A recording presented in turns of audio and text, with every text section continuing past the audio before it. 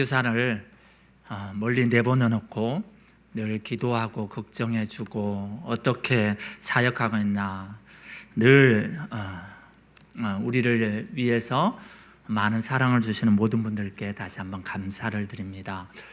지금 이 시간은 성경 본문의 말씀을 중심으로 보기보다는 선교지에서 어떻게 살아가고 있나, 케냐의 상황과 저희들이 하고 있는 사역에 대해서 잠깐 말씀드리도록 하겠습니다. 먼저는 케냐에 대해서 잠깐 말씀드리겠습니다. 파워포인트 보여주십시오.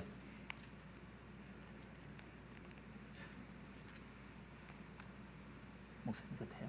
아니죠.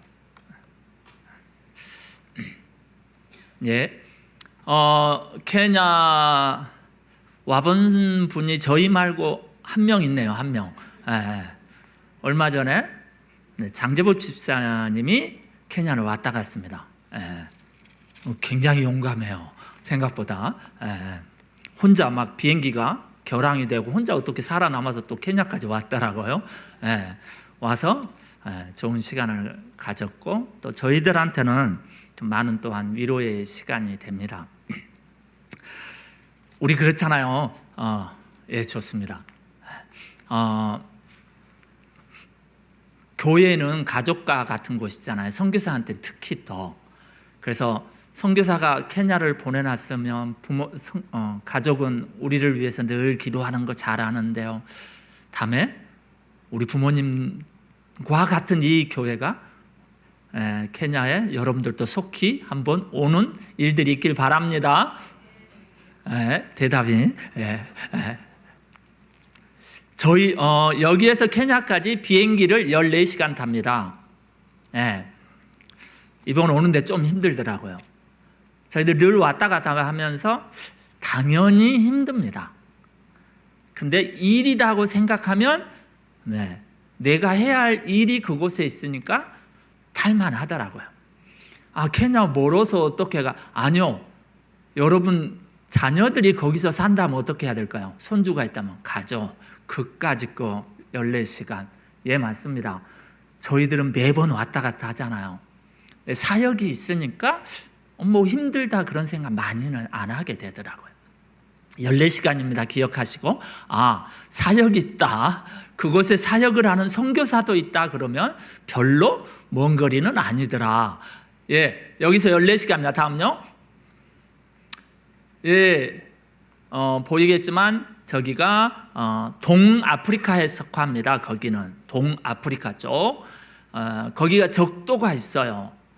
한국 막 덥다고 막 그러는데 거기 더운 데는 40도예요. 근데 죄송하게도 제가 사는 데는 4년 동안 선풍기도 한 번도 안 틀어봤습니다. 왜냐? 고산이라서 안 덥습니다. 저녁에 대신에 1년에 한 3분의 1은 전기장판 틀어야 삽니다. 한 1600 정도의 고산입니다. 그래서 하나님이 날씨를, 왜냐하면 아프리카가 고산 지역이 참 많습니다. 그리고 고산 지역이 날씨가 좋으니까 수도를 대부분이 고산 지역에 많이 합니다. 다음요. 케냐 상황입니다. 케냐는 기독교, 천주교 해서 70%입니다. 놀라시죠? 교회가 한국보다 많습니다. 아무리 시골에 가도 다 교회가 있습니다. 그런데 왜 거기에 저렇게 교회가 기독교가 천주교가 많냐? 영국이 지배를 합니다. 저 나라를. 그때 복음이 들어가서 천주교 기독교가 다 물어보면 솔로몬이고 물어보면 다윗이고 12제자 이름에 모든 성자들 이름이 다 있습니다. 그리고 또 한 것은 감옥에 가도 성경에 남아있는 인물들이 다 죄수들로 와 있습니다. 그만큼 기독교는 많은데 문제는 기독교가 약간 문화적 크리스찬으로 자리 잡았다는 것입니다. 교회는 다닌다고 말하는데 70%가 다니면 주일날 제가 빌라 같은 데 살거든요. 몇 동이 같이 붙어 있는데 교회 갈 때 보면 차는 그대로 있어요. 가는 사람들이 별로 없어요.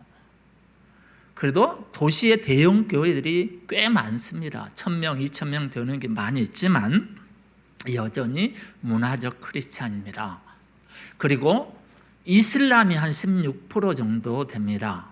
원래 케냐는 저 하얀 지역이 케냐거든요. 케냐는 기독교가 원래 많았는데 이슬람이 점점 케냐 지역으로 많이 내려오고 있는 상황입니다. 그리고 토착 종교가 기독교와 무속 신학 이런 종교들이 기독교가 좀 혼합되어 있는 토착 종교식 기독교가 좀 자리를 잡았습니다. 여러분 예배 시간 1시간 드리는 게 힘들지 않죠? 예, 안 힘들어. 근데 케냐를 예배를 드리면 선교사들도 힘들어요. 케냐는 예배를 보통 몇 시간 드릴까요? 보통 3시간 드립니다. 보통 3시간 드립니다. 예, 알죠? 여러분들이 잘 아는 종족들이 있어요. 막 칼 들고 막 뛰어다니고, 예, 1시간은 뛰어다니면서 춤을 춰요.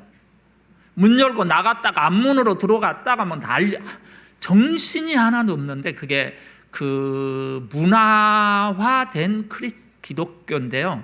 예, 열심히 믿는 분들은 아직도 열심히 합니다. 정말 기도 뜨겁게 합니다. 예. 그러나 일반적으로 많은 크리스찬들이 약간 문화화되어 있습니다. 인구는 5,500만, 한국보다 조금 더 많습니다. 언어는 2개라고 썼는데 실제적으로 3개입니다. 여러분들이 아는 케냐의 종족 아는 거 있어요? 아마 하나는 알 거예요. 마사이. 마사이는 아프리카의 전체에 걸쳐서 있는 종족 중에 하나입니다. 굉장히 용맹한 종족입니다. 마사이도 하나가 아니고 마사이 안에서도 자체적으로 몇 개로 나눠져 있습니다. 근데 마사이는 일부 국가고요, 여러 종족이 삽니다. 원래 아프리카는 종족 국가였잖아요. 근데 유럽이 와서 선을 그어서 나라가 된 거지. 예. 저기는 삼부르족도 있고요, 마사이족도 있고요, 끼꾸유 종족도 있고요. 말해도 모르는 종족들이 참 많이 살고 있습니다. 그래서 다 자기 종족 언어를 씁니다. 종족 언어를. 그래서 누구나 다 종족 언어를 매우 잘합니다. 다. 시골에 가면 종족 언어만 하는 분들이 많습니다. 그리고 둘째, 스와힐리어. 여러분들이 스와힐리어는 이 나라의 공통어입니다. 공통어. 스와힐리어는 언제부터 배우냐? 1학년 들어가면 스와힐리어로 공부합니다. 스와힐리어를 잘해요. 그래서 도시 사람들은 다 종족이 있지만 스와힐리어로 생활을 합니다. 왜냐? 도시에는 종족들이 섞여 사니까. 제가 사는 나이로비 같은 경우는. 근데 신문을 어젠가 한국 신문에 보니까 아프리카에서 영어를 가장 잘하는 종족이 어딜까 보니까 남아공이었어요. 2번째 잘하는 나라가 어디냐? 케냐입니다. 케냐가 다 영어를 잘합니다. 왜냐? 4학년이 되면 여기는 공식적으로 공부를 다 영어로 합니다. 좀 웃기죠. 그래서 이 사람들이 영어를 잘 합니다. 공식적인 업무나 그러죠? 동사무사나 이런 데 가면 다 모든 건 다 영어로 합니다. 그러다 보니까 또 스와힐리어가 약간 사장돼서 전에 거요. 스와힐리어를 쓸지를 잘 모릅니다. 이게 시내 나가서 보면 말은 스와힐리어로 하는데 공식적은 다 영어로 하는 거예요. 그러다 보니까 스와힐리어가 또 글을 잘 몰라요. 대부분의 사람들이. 좀 복잡한 나라예요. 저 나라가. 영국이 지배하다니까 영국으로. 그래서 모든 언어는 공식적인 언어, 행정적인 건 다 영어로 한다. 그렇게 하시면 됩니다. 그래서 케냐는 무조건 어느 교회를 가든 다 통역을 합니다.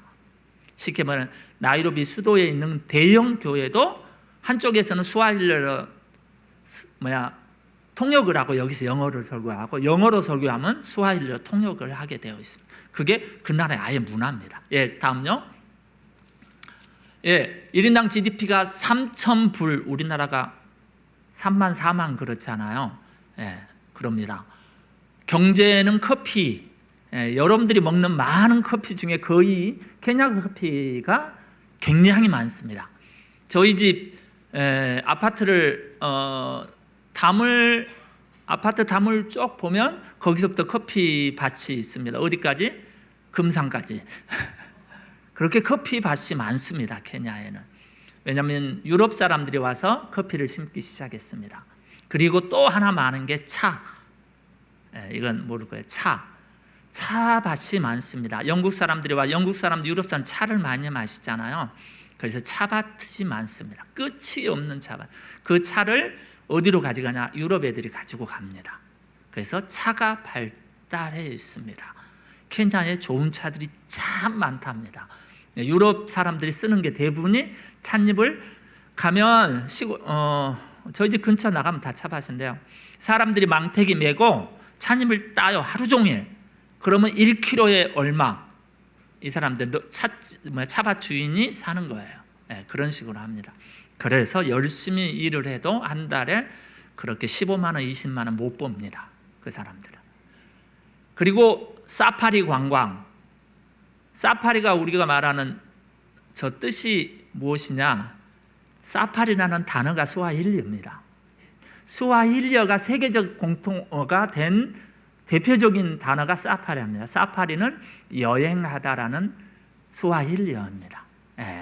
외국 사람들이 정말 많이 사파리로 옵니다. 나라의 중심 자원입니다. 한번 가봐야 돼요. 얼마나 예쁜지.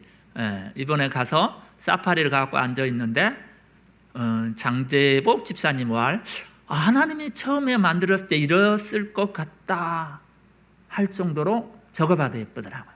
밥을 먹고 있는데 이 앞에 코끼리가 수백 마리, 누대 얼룩말이 막 지나가고 있는 걸 킬리만자로 밑에서 보고 있으면 하나님이 이렇게 원래는 아름답게 만들었구나, 그런 느낌이 정말 많이 들더라고요 이번에. 그리고 국제단체 보조, 세계 모든 NGO가 다 들어와 있다고 보시면 됩니다. 여러분들이 알고 있는 한국에 있는 모든 단체, 독일 거, 유럽 거 다 들어와 있습니다. 그래서 이 나라를 도와주고 있습니다. 그런데도 수백 년 도와줘도 경제가 변함없이 발전이 없습니다. 이 나라는 특이하게. 선교사가 가면 너 왜 안 도와줘? 외국 사람 다 우리 도와주러 왔잖아. 도와줘도 10년을 20년을 도와줘도 문제는 변함이 없다라는 겁니다. 그래서 선교사를 뭘로 보냐? 당연히 돈 도와줄 사람으로 봅니다. 그러다 보니 발전이 없어요. 그리고 케냐의 경제 주도권을 잡고 있는 나라가 어디냐? 인도입니다. 왜 인도가 케냐의 주도권을 잡고 있느냐? 영국이 케냐를 지배할 때 이 케냐 사람들이 저가 있어 보니까 왜 그럴까 생각을 많이. 우리나라 사람은 똑똑하잖아요. 그래도 금방 우리가 우리의 것을 밥그릇을 찾는데 아프리카 사람은 그걸 못하는 것 같아요. 그래서 영국 사람들이 인도 사람을 케냐 사람을 일시키려고 중간 관리자로 인도 사람을 그때 데려옵니다. 수백 년 전에.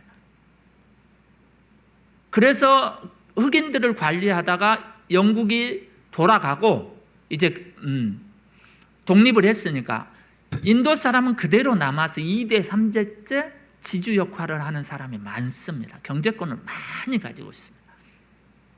그리고 30년 전부터 중국인들이 들어와 있습니다. 케냐에 중국인들이 얼마 정도 있냐? 코로나 전에 7만 명 정도 있었어요. 코로나 때 작아지고 3만 명 정도까지 갔다가 아마 거의 제가 대사관 쪽 사람한테 들었으니까 아마 최근 코로나 끝나고 중국인이 다시 많아지고 있는 추세입니다. 중국인들은 뭐 하냐? 도로 건설, 아파트 건설, 전기 시설, 그리고 케냐에 있는 컵 하나까지 다 중국에서 수입해 온다고 생각하시면 됩니다. 이게 좋은 건 중국 애들, 인도 애들이 다 가지고 있다고 보면 돼요. 이게 제가 케냐에 있는데 이 중국 사람이 저렇게 사는 게 너무 답답하고 안타깝잖아요. 왜 저들은 저럴까? 우리 같으면 돌이라도 들고 인도 들어가 싸워서 쫓아냈을 거 아니에요. 근데 그 애들은 그게 안 돼요. 가서 보면. 그리고 강도 살인이 빈번한 나라. 어제 저녁에도 한국 케냐에서 안전망 관리하는 몇 분이 있어요. 대사관 직원과 선교사님, 미국 안전 시스템에 오는 문자가 오는 게 있는데 어제도 연락이 왔더라고요. 케냐 나이로비에서 빈번한 살인이 일어나고 있다. 많습니다. 한국 오니까 힘든 것 중에 걸어 다니는 거. 케냐에서는 집 밖에 나가는 순간 차 타고 다닙니다. 왜냐? 위험하니까요. 외국인들은 절대 걸어 다니지 못합니다. 그런다고 저희들이 그렇게 사는 건 아니에요. 그렇지만 알아서 잘 삽니다. 선교사들은. 선교사들끼리 계속 문자를 보내. 어디에 사고 났다. 어디가 지금 강도들이나 그런 게 있어서 잘 살 수 있습니다. 여러분들 오는데 두려워하지 마십시오. 다음요. 오른쪽 옆에 보면 빨간 줄 위에 국가가 어디냐면 뭐라고 써있죠? 안 보일 거예요. 소말리아가 케냐하고 국경이 붙어 있습니다. 그래서 소말리아는 강경 이슬람이잖아요. 그래서 이슬람 사람들이 저쪽을 통해서 케냐로 많이 들어오고 있습니다. 그래서 빨간 선 저 오른쪽은 굉장히 기독교인들이 핍박을 받는 지역입니다. 목숨을 내놓고 하나님을 믿어야 하는 지역입니다. 왜냐? 이슬람 사람들이 때로 소말리아에서 넘어와서 기독교인들을 죽입니다. 그런 일이 빈번한 지역입니다. 우리 감사해야 됩니다. 저기에서 하나님 믿으려면 원래 왜냐하면 케냐 전체적으로 기독교가 많았거든요. 근데 그쪽에서 이슬람이 내려오니까 거기에서 믿는 사람들은 어떻게 해야 돼요? 굉장한 위험을 감수하고 하나님 믿는 거예요. 그래서 저쪽 지역에서 이 앞에 대학교에 기숙사에 들어와서 한 50명을 이슬람 애들이 죽였어요. 기독교인들을 50명. 다음요.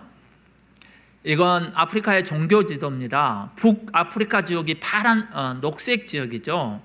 거기가 이슬람이 강성입니다. 그리고 오른쪽에 소말리아 밑에 케냐 바닷가 지역, 그리고 밑에 탄자니아 지역이 지금 이슬람이 꽤 강하게 들어오고 있다고 보시면 됩니다. 그리고 최고 아래 남아공을 중심으로 해서 기독교가 서아프리카 그리고 동아프리카 기독교가 좀 많이 들어갔습니다. 저 지역에 보라색이 기독교 지역이거든요. 저 보라색이 대표적으로 어떤 나라냐? 유럽이 많이 지배했던 나라예요. 유럽이 지배하면서 뭐가 들어가냐? 기독교가 들어가요. 그런데 그 유럽이 지배하기 전에 무슨 일이 있었냐? 나라를 세우기 전에 다음 지도요. 이게 아프리카의 아픔이라는 제가 사진을 하나 했는데 이게 아프리카하고 남미하고 미국 이런 지도거든요. 아프리카 지도 중에 노란 그림이 있는 데가 있습니다. 서아프리카하고 동아프리카. 이게 뭐냐? 무슨 지도일까요? 아프리카 노예 지도입니다. 노예 제도. 현재 미국에 있는 아프리카들 대부분 이 시대에 노예로 끌려간 거거든요. 근데 미국에서 많이 끌고 간 건 아니에요. 아프리카 사람들을. 브라질에서 많이 끌고 갔습니다. 그리고 유럽에서 끌고 갔습니다. 근데 이 노예 제도를 최초 시작하는 데가 어디냐? 아랍 쪽에 있어요. 아랍 쪽. 이집트나 카타르나 이런 데서 아프리카 저놈들 끌고 가야 되겠다. 그때부터 끌고 가기 시작합니다. 다음요. 여러분, 우리 상상이나 할 수 있습니까? 사람을 잡아가지고 동네에 힘쓸 만한 사람들 끌고 와서 너희들 몇 명 잡아오면 얼마 줄게? 정말로. 근데 몇 명 정도를 아프리카에 끌고 갔을까요? 1,000만이 넘는 인원을. 수천만 명을. 다음요. 이건 역사박물관에 있는 유럽 박물관에 있는 사진이라고 합니다. 직접 쉽게 말하면 동네 유럽 애들이 돈 주고 샀겠죠. 등치 좋은 애들을. 한 20명에서 너희들 몇 명 끌고 오면 얼마. 그래서 이 사람들 다 끌고 아프리카로, 아니 브라질 쪽으로, 미국 쪽으로, 유럽 쪽으로, 아랍국 쪽으로 끌고 갑니다. 근데 이들은, 그래서 굉장히 이들은 두려워해요. 그래서 무슨 일을 잘못해도 죄송하다는 말을 못해요. 죄송하다 그러는 순간 죽고, 노예제도 시대부터 영국 지배할 때부터. 그래서 가서 보면 좀 불쌍한 것 같아요. 우리나라는 그렇게 못 살잖아요. 근데 저 사람들은 그래요. 더 하나 웃긴 게, 케냐에 정말 좋은 땅이 있어요. 쉽게 말하면 김제평야 같은 좋은 땅이 있어요. 근데 거기 아직도 영국 군대가 있고 영국 땅이 있어요. 가장 좋은 땅을 아직도 영국이 지배하고 있어요. 말이 돼요? 일본 사람이 가고 아직도 좋은 땅을 일본 애들이 갖고 있는 거예요. 끝없는 좋은 평화는. 참 불쌍한 민족이에요, 가서 보니까. 그런데 하나님을 그나마 알게 돼서 감사한데, 또 한편으로는 또 문화적인 크리스찬이 되어가는 걸 보면서 마음이 아픕니다. 세계 각국의 선교사들이 와서 여전히 지금도 그래서 노력하고 있는 땅입니다. 다음요. 이게 뭐냐? 배입니다. 노예무역선 배입니다. 왜냐? 이건 배가 한 번 가면 두세 달 가는 거잖아요. 그때 시대니까, 수백 년 전의 시대니까. 그래서 이건 철저하게 상인들이 하는 거잖아요. 과일을 몇 개 더 실어야지 수입이 더 나는 거잖아요. 그래서 배에다가 어마어마하게 싣고 갔답니다. 그 중에 50%는 바다에서 대부분이 죽었다고 합니다. 예, 다음요. 예, 바다에다가 배에다가 거의 이렇게 실었다고 합니다. 자료들이 있어요, 사진들이 아직도.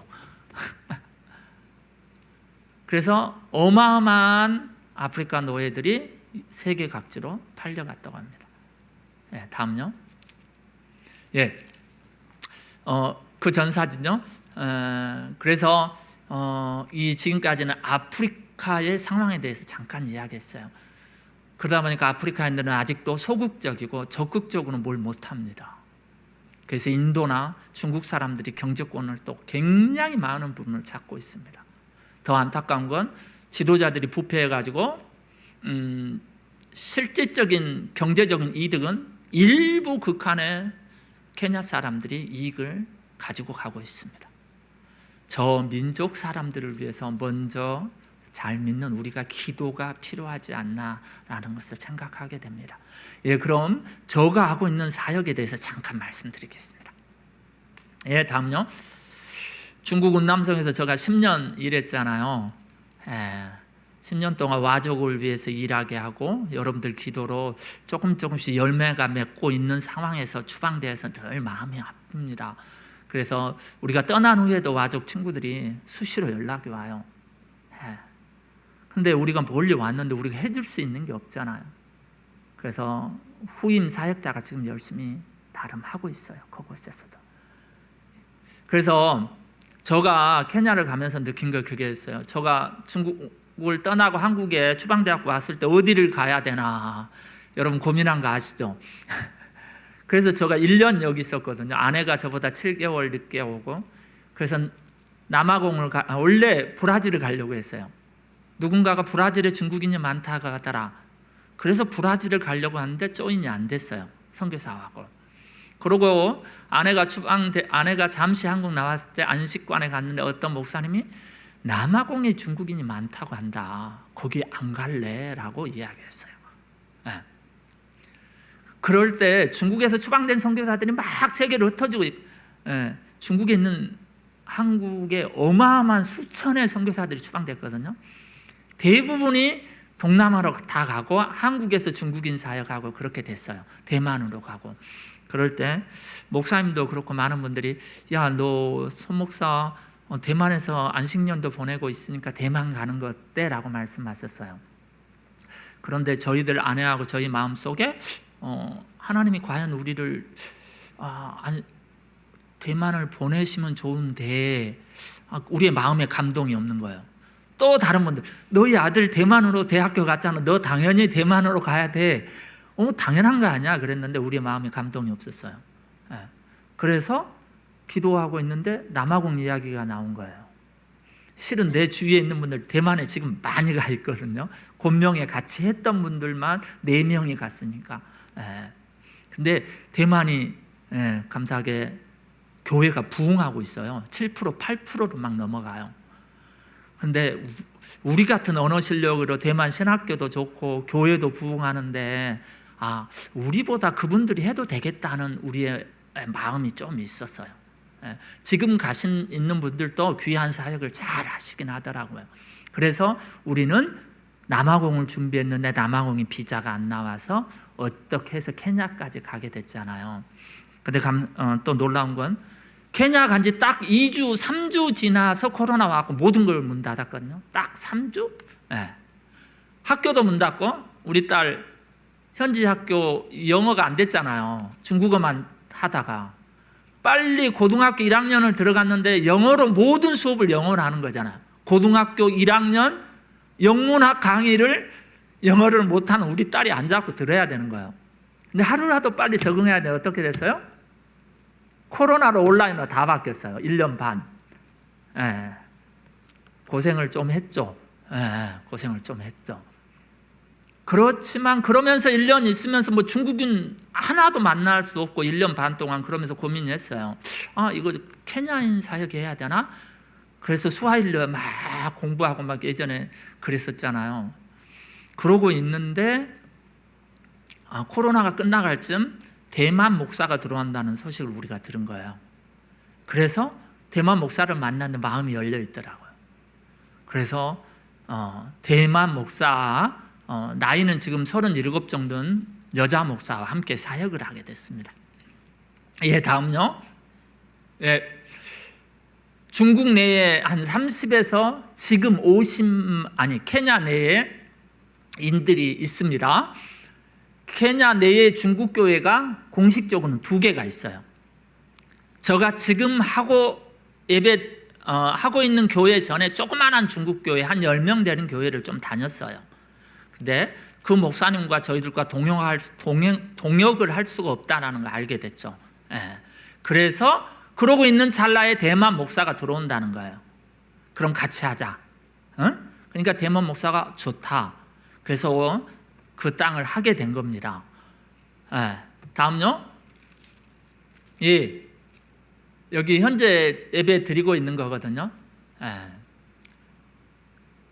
안 될 줄 알았어요. 중국인 사역 우리로 통해서 뭐 할 수 있을까 그랬는데 하나님이 지금은 어른들이 한 30명, 애들까지 한 50명 드리고 있습니다. 하나님이 예비하심이 분명히 있더라고요. 케냐 땅에 우리가 필요하셔서 중국에서 추방된 선교사가 왜 아프리카를 가? 누가 그랬었거든요. 저희들한테. 동남아 화교들을 위해서 가지. 그런 말을 많이 했어요. 너 아들 있는데 대만 가지. 그런데 케냐를 하나님이 우리에게 부르셨다면 일이 있을 거다 그랬는데 정말 하나님이 예비하신 일들이 있더라고요. 지금 중국은 선교를 못해요. 있는 선교사도 사역을 못해요. 중국인도 사역을 잘 못해요. 그런 우리를 중국에서 들어다가 어디로 갔다는 거죠? 도저히 생각도 안 되는 케냐로 갔다는 거잖아요. 근데 케냐는 마음대로 전도해도 돼요. 노방 전도해도 돼요. 중국인들은 원 없이 할 수 있도록 하나님이 저희들을 거기에 갖다 놓으시더라고요. 그리고 그 시간이 지나니까 하나님이 저곳에서 우리를 조금이나마 쓰시는 것을 보게 되었습니다. 교회 이름은 나이로비 링량탕 교회, 쉽게 말하면 생명의 떡빵 교회입니다. 다음요. 주일 사역을 하고 소그룹을 하고 그런 사진이고요. 다음요. 소그룹 리더 교육을 하고 있는 장면입니다. 저 앞에 있는 분이 송은 선교사 같네요.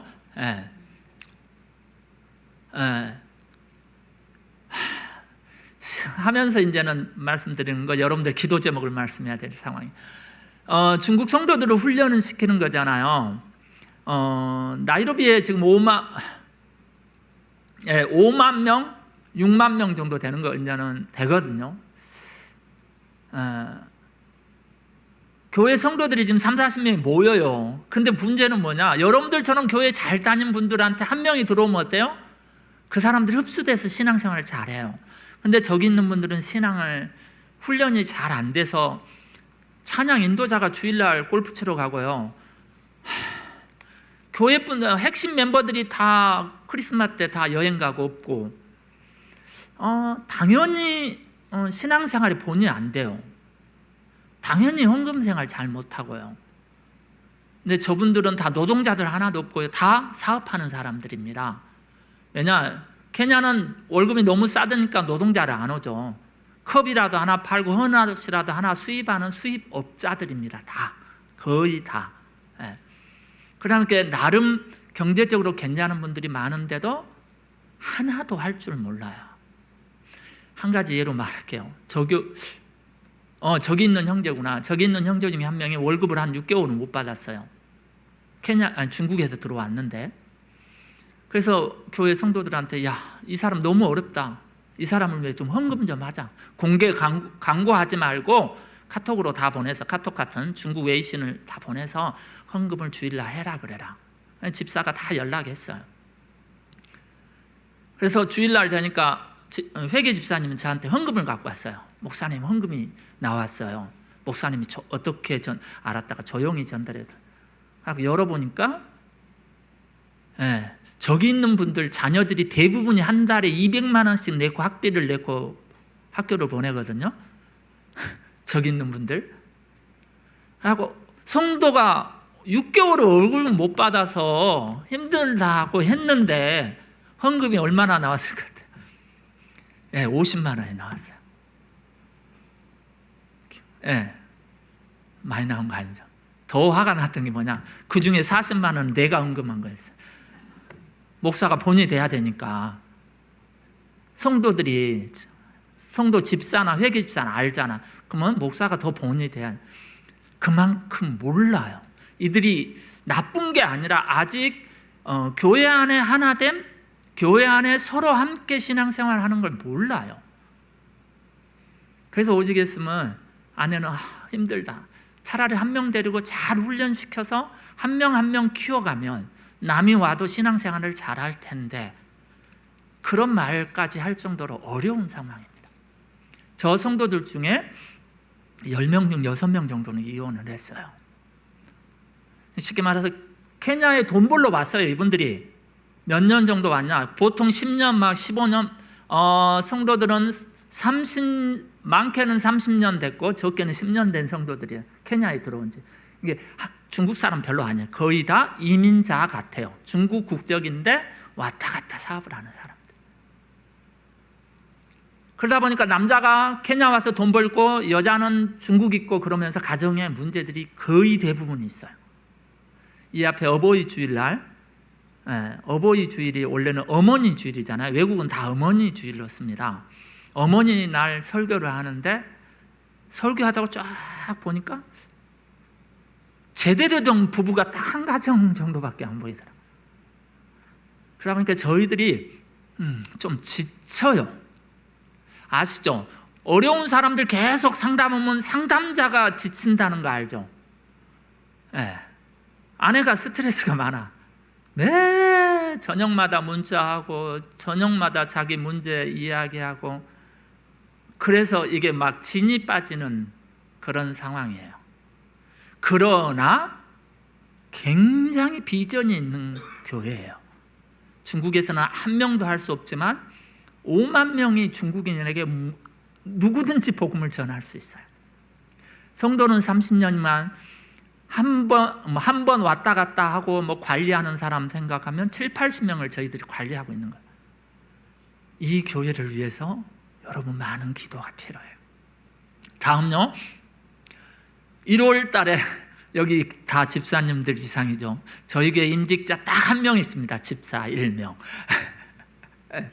저분을 집사로 대만 목사님이랑 해서 뽑은 거예요. 근데 얼마 전에 연락 왔어요. 얼마 전에 목사님 저 이집트 저 아랍국으로 회사에서 그쪽으로 가라갖고 이쪽으로 왔어요. 가면 없어요. 가장 본이 되는 내가 한 가정, 그나마 잘 세워진 가정 한 가정, 저 가정이거든요. 저 가정이 회사에서 그쪽으로 발령을 냈어요. 정말 괜찮은 집사님이에요. 저가 봐도. 우리가 전도하는 건 미국 화교가 한 10몇 년 전에 케냐에 와서 전도한 분이에요. 저분은 정말 귀한 분이에요.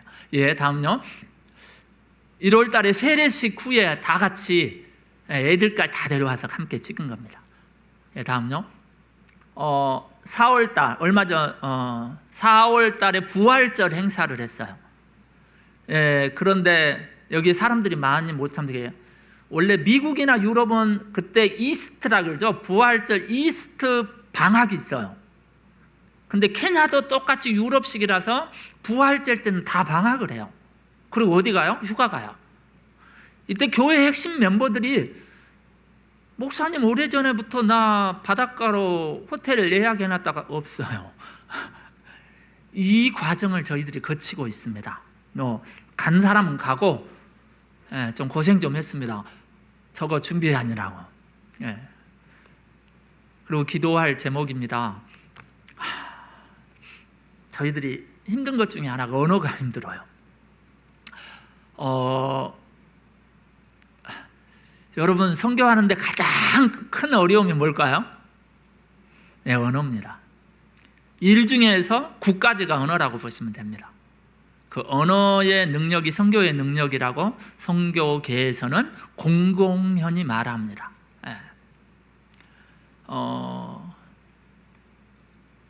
성도들이 이야기하는 걸 종종 핵심 단어를 딱 안 들리면 그때부터 줄기를 까먹는 거예요. 성도들 신방 가고 가정 문제, 회사 문제 막 어려운 단어들이 너무 나오는 거예요. 중국에서 와족들하고만 할 때보다 훨 단어의 양이 광범위하고 그리고 저희 성도들 한 30% 정도는 다 유럽에서 공부한 사람들이거든요. 영어를 잘해야지 케냐에서 사업을 하는 거잖아요. 그래서 나름 지식인들이에요. 그러다 보니까 영어 단어가 너무 많으니까 성도 신방하고 집에 오는 순간 머리가 아파요. 나보다 아내가 한 수, 두 수, 고수인데도 힘들어요. 이 언어를 한 1, 2년은 고생해야 될 것 같습니다. 이 언어의 문제, 그걸 잘 이겨내서 성도들을 훈련시킬 수 있도록 기도해 주십시오. 아멘. 여러분 자녀들이 외국에서 산다 그러면 어떻게 하죠? 늘 연락해보고 기도하는 거잖아요. 선교사는 여러분들이 저를 보낸 겁니다. 교회가. 여러분 이런 기도 문제를 기도해 주십시오. 다음요.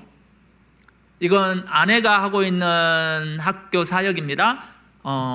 신학교에서 하고 있는 사역입니다.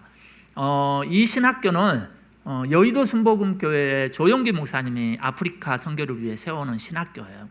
이 신학교에서 강의를 올 1월부터 시작했습니다. 이 신학교는 케냐만 있는 게 아니고요. 옆에 에티오피아와 수단, 케냐 신학생들이 있습니다. 여기 신학교는 이 말은 원래는 아내가 해야 되는데 여기는 그래서 영어로 수업하는 겁니다. 영어로. 아내가 영어를 잘하냐? 그렇게 잘하지 못해요. 그런데도 정말 수고한 것 같아요. 몇 년을 죽자 살자 영어를 해서 영어로 수업을 하고 있어요. 그러다 보니까 자기 스트레스가 굉장히 많아요. 영어 수준이 보통 해갖고 신학을 강의하는 게 어렵잖아요. 그러니까 매일매일 책을 봐야 되고 매일매일 해야 할 게 참 많은 것 같아요. 근데 이것만 하는 게 아니잖아요. 저녁 되면 교회 성도들하고 온라인 기도에 성도들 또 지식인들 왜 하나님은 악을 만들어서 우리를 힘들어? 악은 하나님이 왜 만들었? A4 용지 한 장으로 막 문자 오고 그래요. 저희 교회 성도들이. 이런 걸 해결해 주는 게 그러는 사이에 저희들이 올 2월 정도부터 막 힘들었어요.